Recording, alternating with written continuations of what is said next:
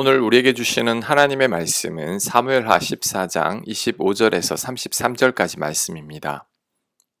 25절 온 이스라엘 가운데에서 압살롬 같이 아름다움으로 크게 칭찬받는 자가 없었으니 그는 발바닥부터 정수리까지 흠이 없음이라.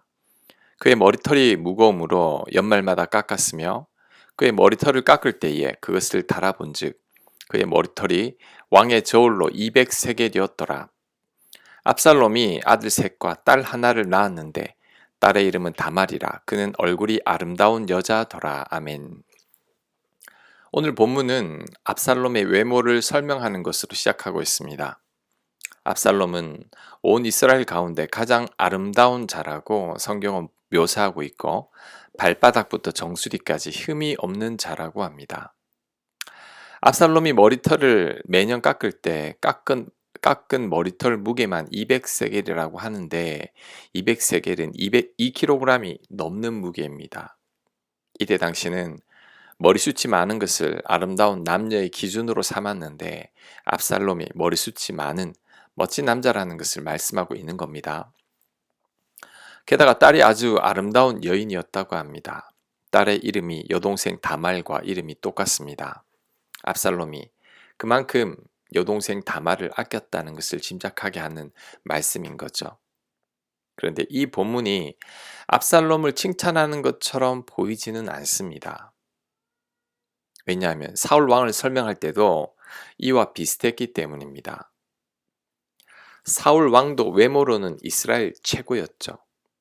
사울 왕의 키도 보통 사람들보다 훨씬 더 컸습니다. 하지만 사울 왕은 외모는 훌륭했지만 결국 하나님께 버림받게 되었습니다. 압살롬도 외모는 훌륭했지만 그도 결국 비극적인 최후를 맞이하게 됐습니다. 특히 압살롬은 그가 자랑하던 머리털 때문에 죽음을 맞이하고 말았습니다. 이를 볼 때 외모가 중요한 게 아닙니다. 타고난 조건이나 환경이 그 사람을 결정하는 것도 아닙니다. 오히려 완벽함이나 외모는 사람을 교만하게 만들 뿐이죠.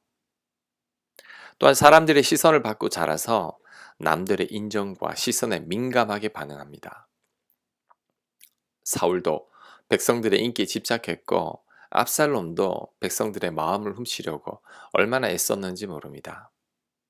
게다가 이런 자들이 하나님을 잘 의지하지 않게 됩니다. 다 갖추었으니 하나님을 의지하지 않고도 충분히 잘 살 수 있기 때문이죠. 그러니 하나님을 왜 의지하겠습니까? 하나님이 필요가 없죠. 그래서 외모나 완벽함은 장점인 것 같아도 장점이 아닐 수도 있습니다.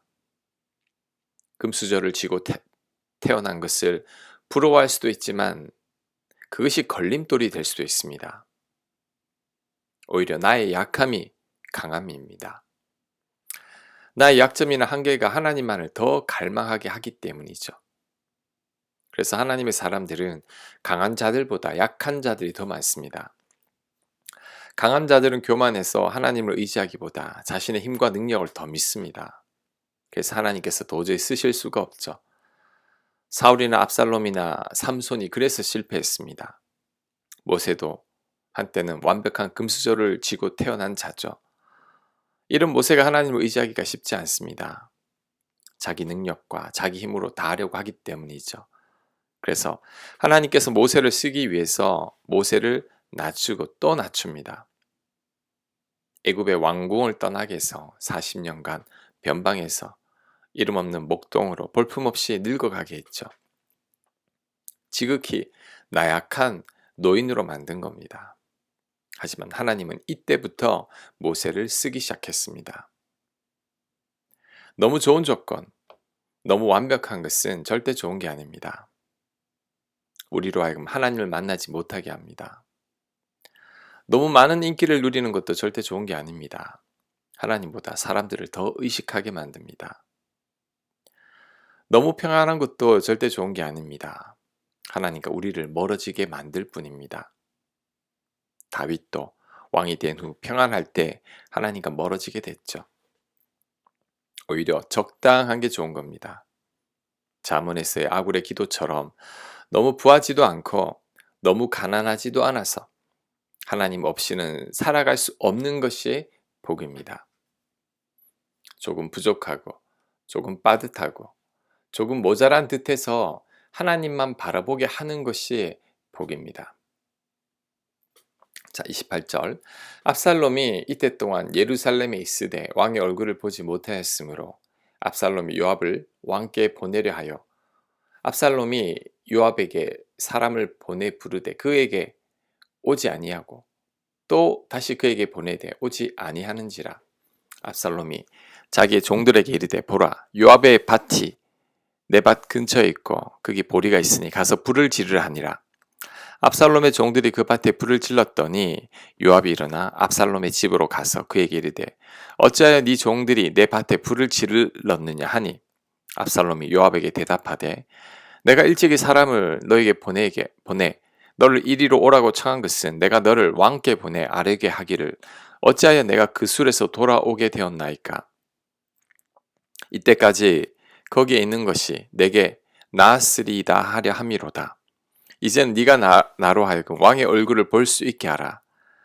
내가 만일 죄가 있으면 왕이 나를 죽이시는 것이 옳으니라 하는지라. 요압이 왕께 나아가서 그에게 아뢰매 왕이 압살롬을 부르니 그가 왕께 나아가 그 앞에서 얼굴을 땅에 대어 그에게 절하매 왕이 압살롬과 입을 맞추니라. 아멘. 압살롬이 이스라엘 땅에 돌아온 지 2년이 되었습니다. 하지만 그때까지 다윗은 아들 압살롬의 얼굴을 보려고를 하지 않습니다. 압살롬이 3년간 망명한 기간까지 합치면 압살롬은 5년 동안 아버지 다윗의 얼굴을 보지 못했습니다. 압살롬의 기분이 어땠을까요? 날마다 분노가 쌓여가고 있을 겁니다. 이럴 바에야 차라리 자신을 조국으로 부르지 말아야 했습니다. 조국으로 불러놓고선 자신을 그림자처럼 대우를 하니 압살롬이 화가 나서 참을 수가 없었던 거죠. 그래서 자신을 조국으로 오게 한 요압 장군을 부릅니다. 하지만 요압은 압살롬을 만나려고 하질 않습니다.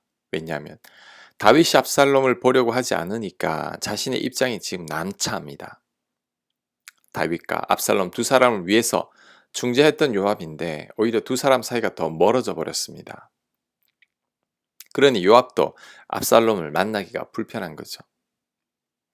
결국 화가 난 압살롬이 종을 시켜서 요압의 보리밭에 불을 질러버렸습니다.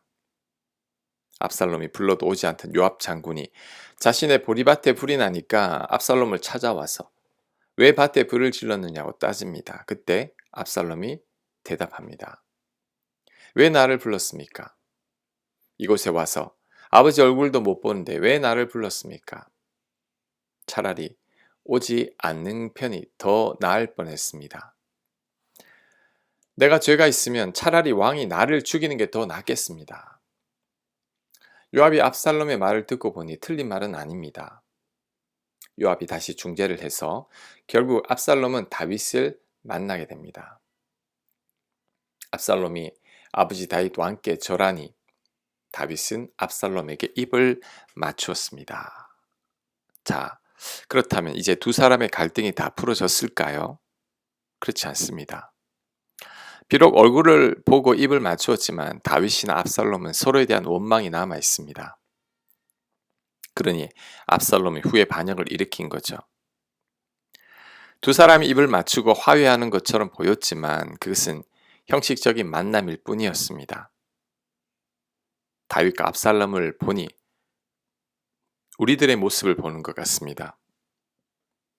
우리들도 겉으로는 화해하고 용서한 것처럼 행동하지만 속으로는 그렇지 않을 때가 있죠. 겉으로는 웃지만 속으로는 여전히 화가 나 있고 그 화를 풀지 않으려고 할 때가 있습니다. 하지만 그로 인해 서로 간의 골이 더 깊어진다는 것을 알아야 합니다.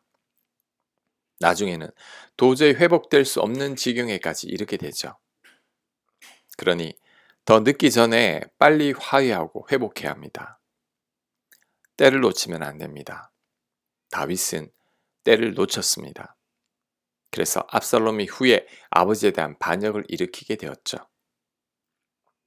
만약에 다윗이 압살롬에 대한 원망을 빨리 잘 풀었다면 어떻게 됐을까요? 적당한 징계를 하고 후에 압살롬을 용서하고 다시 압살롬을 받아들였다면 어떻게 됐을까요?